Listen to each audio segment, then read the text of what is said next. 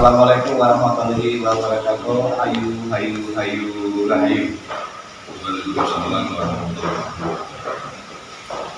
Dengan segala hormat dan bahagia, kami dari Universitas Kristen Satyawacana ngaturaken sugeng rawuh pada utusan pun. Nah, ini sebetulnya undangan dua, Ya. tapi ada utusan baik dari Romo Yai Gus Nuril Arifin, dan ini dihadiri oleh putra Tersaningsun, jadi Gus Mustafa Mahendra.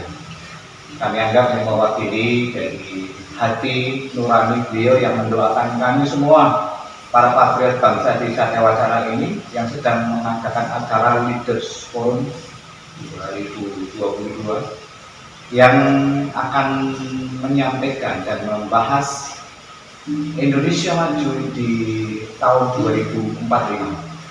Kami ingin Satyawacana bergandengan tangan karena kami tahu Gus Nuril mengasihi kami, juga mengasihi pembicara pada hari ini Bapak Basuki Cahayapurnama, sangat dikasihi dan saling menyayangi dengan beliau. Karena itu maka kami ingin tali asih dan ini terus berlangsung di antara kita semuanya dan menjadikan satu rencana atau suatu hati untuk berjalan bersama. Yang pertama nanti mungkin Gus Mustafa Mahendra akan menyampaikan apa menurut pandangan Gus Nova maupun Pondok Pesantren Soko Tunggal Nuriyah maupun Abdurrahman Wahid maupun Laskar Darah Garuda terkait dengan Indonesia Maju tahun 45. Ini yang pertama, Gus. Assalamualaikum warahmatullahi wabarakatuh. Saya mengucapkan terima kasih sebesar-besarnya kepada Sivitas Akademika Universitas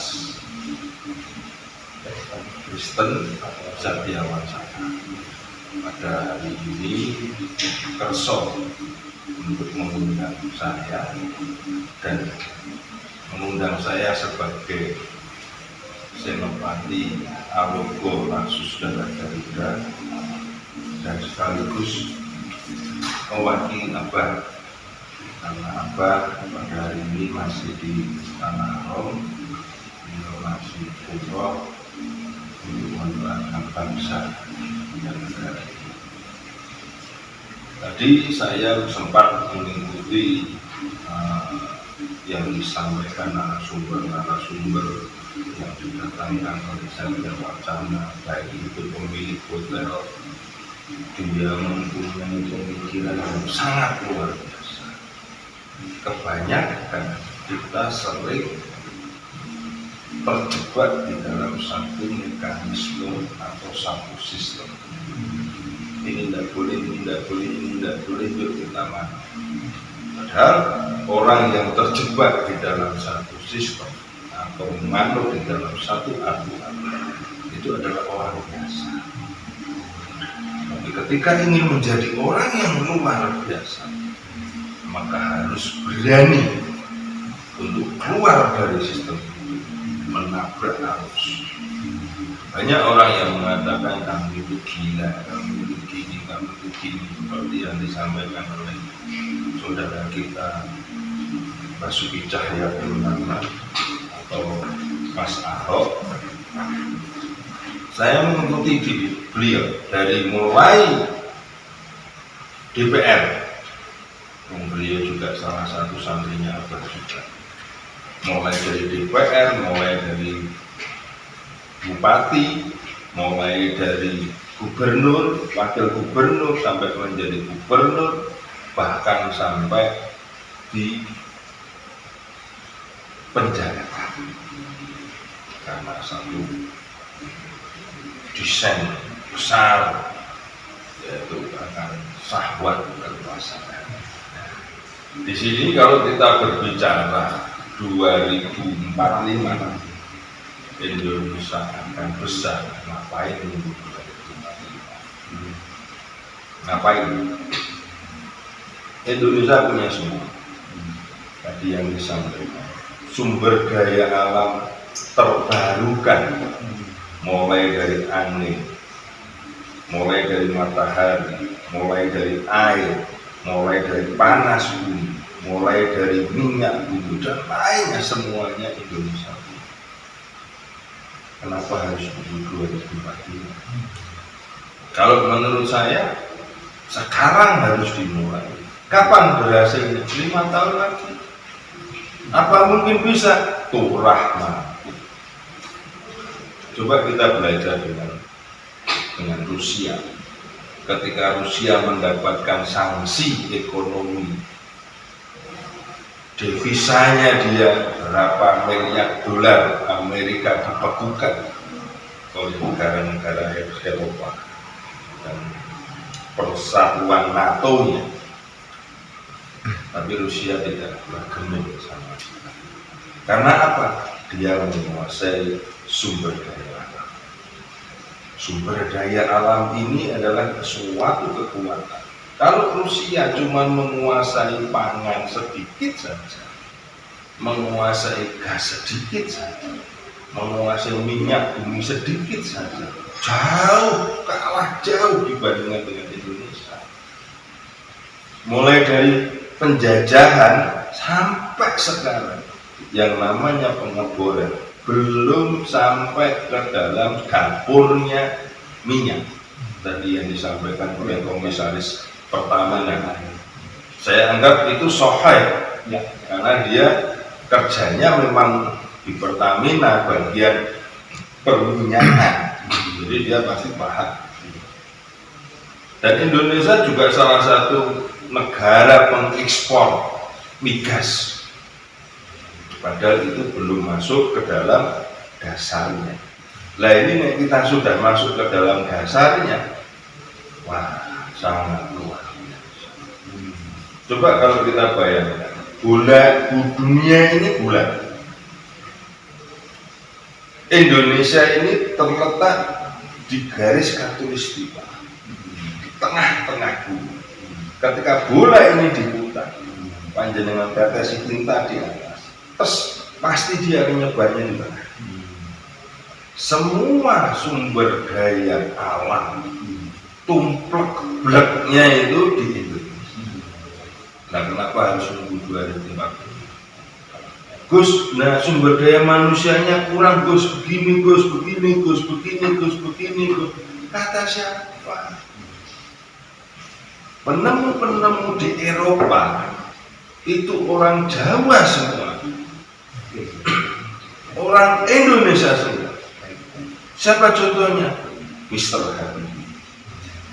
Sampai sekarang pemikirannya beliau dihormati dan masih karya beliau masih digunakan orang Indonesia. Siapa lagi? Masih banyak.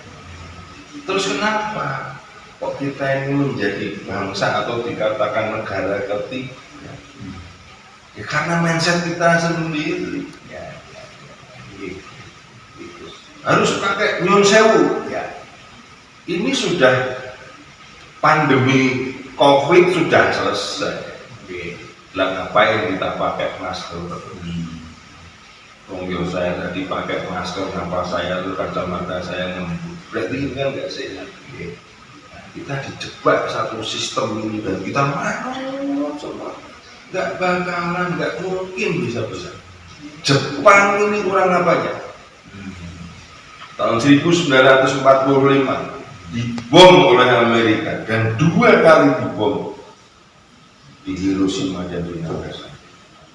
Masih ada radiasi nuklirnya. Tapi sekarang pertaniannya juga jalan, peternakannya juga jalan, pertaniannya juga jalan, teknologinya juga jalan. Kalau Jepang masih berkutat biaya nggak bisa apa-apa. Nah, saya senang sekali Universitas Satya Wacana ini mengadakan apa ini Leaders Forum atau membentuk pemimpin-pemimpin muda. Semoga saja ini bukan cuma euforia, Bukan cuma karena ada artis A, B, C atau Z, tidak, tapi yang disampaikan tadi oleh narasumber jago-jago hebat. Di sini kita harus bisa melihat, karena sebuah kopi, biji kopi ini tidak mungkin bisa langsung kita nikmati kalau tidak melalui proses. Dan proses itu pedih, proses itu sulit, proses itu sakit. Kalau kita ingin menjadi bangsa yang besar, mari tinggalkan zona nyaman. Mari kita bersama-sama membangun bangsa dan negara. Abah sudah menyentuhkan, Abah sudah sepuh. Ini maksudnya harus memakai. Bahkan beliau menunjuk ketika ada separatis Papua, ketika mengadakan aksi di Undip di depan kuliah, Abah turun dan menyemangati kita semua. Seusia beliau yang sudah sepuh saja masih menunjukkan semangat juga. Masuk sih, cilik-cilik kemarin sore baru lahir sudah nggak peduli. Bagaimana? Saya minta Universitas Satya Wacana ini bukan cuma leaders forum yang diadakan di universitasnya saja, tapi ayolah turun, ayo turun. Kita bareng-bareng ilmu bagaimana, keluarkan semuanya. Ini anak bangsa yang anaknya mungkin, anaknya bakul gawat, anaknya bakul uyah, yang tidak bisa sekolah bagaimana, ayolah diberikan beasiswa. Setelah itu jangan mau beasiswa, bikin laboratorium, pengembangannya gimana, penjualannya bagaimana. Kalau mau diskus, ayo datang ke pondok. Saya akan terangkan mulai dari hulu sampai hilir. Kalau mau bisnis, jangan tanggung-tanggung. Nanti yang dikatakan oleh Mas Basuki tadi. Jadi ya, kita ingin bisnis, jangan tanggung. Yang kedua, banggalah dengan bangsa Indonesia. Banggalah dengan Jawa dulu. Banggalah dengan di Pantaran. Walaupun banyak FPI, HTI, Fuwis, Salafi atau jenggot-jenggot itu banyak. Mampunya kita gitu, ya mas ada. Ketika kita mati membela bangsa dan negara, dalam konteks membela bangsa dan negara, dalam rangka syukur kita bahwa Allah sudah memberikan kemerdekaan dan kita menjaganya. Kok ini ada orang yang ingin merusak rumah besar kita, maka kita hadapi, mati, jihad fisabilillah. Siap. Jihad fisabilillah. Ketika jadi suatu saat Rasulullah di dalam hadis beliau menyampaikan, setelah alam semesta ini habis semuanya habis, maka di situ ada alam kebakaan atau alam panggung, itu selama 500 tahun. Setelah 500 tahun ini Allah menciptakan dunia baru, tatanan baru yang namanya padang mahsyar. Ketika padang mahsyar itu dibuat oleh Allah, maka diturunkan hujan. Orang-orang tumbuh seperti bencana. Singkat cerita, ketika sudah dihisab dan sebagainya, dan Allah menyediakan Shirathul Mustaqim itu, orang yang paling cepat melintas di Shirathul Mustaqim adalah orang-orang yang jihad. Jihad di sini adalah membela bangsa dan negara, membela Pancasila, membela dasar negara kita, membela merah putih kita. Darah kita ini merah putih, tulang kita putih. Ini yang disampaikan kepada saya. Ketika saya di UK, saya ditelepon beliau, pulang. Ngapain Pak saya pulang? Saya di UK, bayaran saya cukup besar, rumah saya punya, mobil saya punya, fasilitas saya semuanya punya. Ngapain saya pulang? Saya pulang akan jadi orang bodoh di Indonesia, Pak. Tidak mungkin Indonesia membutuhkan orang-orang seperti saya ini. Nah, pulang. Tanya ke saya, darahmu warnanya apa? Merah. Tulang putih. Jadikan satu merah putih. Pulang ya. Ya.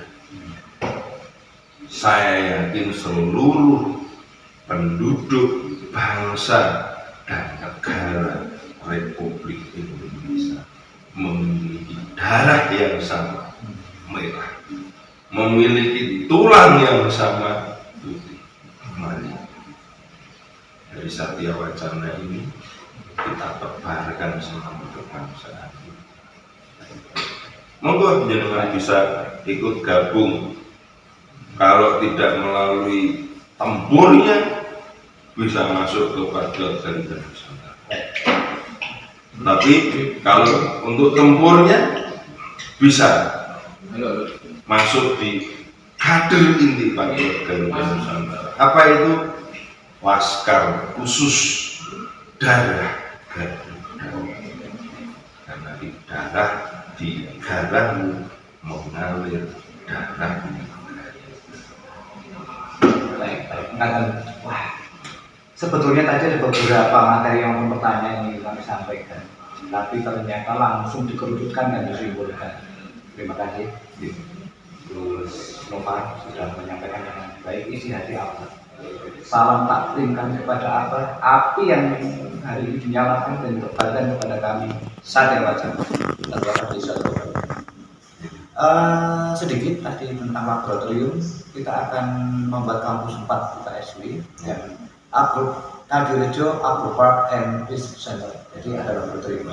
Dan di sana akan ada lembaga pusat kebudayaan Nusantara di sana, dan tentu akan banyak riset di sana. Kemudian tentang beasiswa, kemarin ada lulusan kami dari Boston itu yang merasa aneh. Kenapa kok di dalam susunan beasiswa dia itu ada namanya beasiswa santri? Jadi ke depan saya rasa ini bisa kita pelajari bersama. Apa itu beasiswa santri? Pasti ada hubungannya dengan santri. Mungkin itu saja kilas balik dari kami sama panitia yang ada maupun Satya Wacana. Kami mengucap syukur, mengucapkan terima kasih rawuh panjenengan semuanya, baik yang ada di tempat ini dan dari Forum Leaders Forum 2022, kami mengucapkan salam budaya, ayu, hayu, rahayu, amin, amin, amin. Assalamualaikum warahmatullahi wabarakatuh. Merdeka, merdeka.